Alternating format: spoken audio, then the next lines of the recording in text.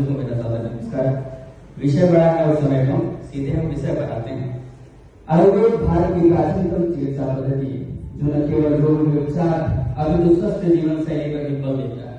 और वो कहते हैं कि स्वस्थ स्वास्थ्य रक्षण मात्र स्वीकार प्रश्न, अर्थात स्वस्थ व्यक्ति के स्वास्थ्य की निरंतरता बनाए रखना और रोगी व्यक्ति रोग को दूर करना ही हमारा लक्ष्य है। और बदलते समय के साथ आयुर्वेद ने केवल भारत में ही नहीं अपितु वैश्विक स्तर पर एक अभूतपूर्व पुनर्जागरण देखा है। शिक्षा को सरकार और समाज दोनों का बढ़ता हुआ समर्थन मिला है। सरकार द्वारा आयुष मंत्रालय की स्थापना ने आयुर्वेद योग आदि शिक्षा को एक नई दिशा दी और इन पारंपरिक पद्धतियों के लिए एक समर्पित मंत्रालय बनने से बजट और नीतियों में स्पष्टता आई है। अभी 2026 की हालिया बजट में 3 नए अय्या की प्रस्तावना मिला। 4 फरवरी 2026 को एनसीएएसएम द्वारा आयुर्वेदिक डॉक्टरों को मेडिकल फिटनेस सर्टिफिकेट देने के लिए ऑथेंटिक कर दिया गया।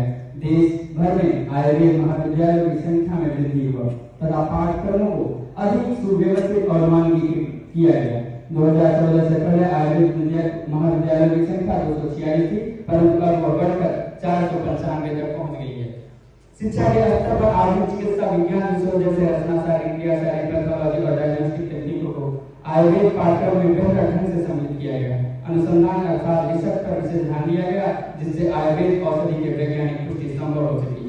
इसके अतिरिक्त डिजिटल लाइब्रेरी, ऑनलाइन जर्नल और ई लर्निंग प्लेटफॉर्म ने आयुर्वेद छात्रों के लिए ज्ञान तक पहुंचने का सरल रास्ता बनाया है।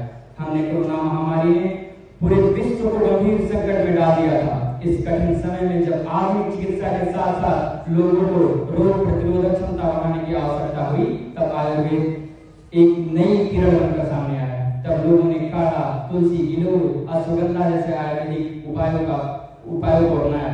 और जब मानसिक तनाव की बात आई तो योग प्राणायाम के माध्यम से अपने मानसिक तनाव को भी दूर किया।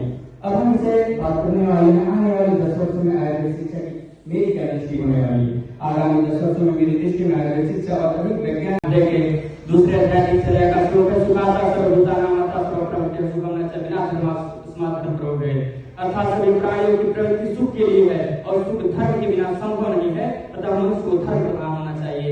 जब आप धर्म प्रधान होंगे तो आप आयुर्वेद की शुचिता और आयुर्वेद के शुद्धता के साथ कभी खिलवाड़ नहीं करेंगे। और जब आप आयुर्वेद की शुद्धता बनी रहेगी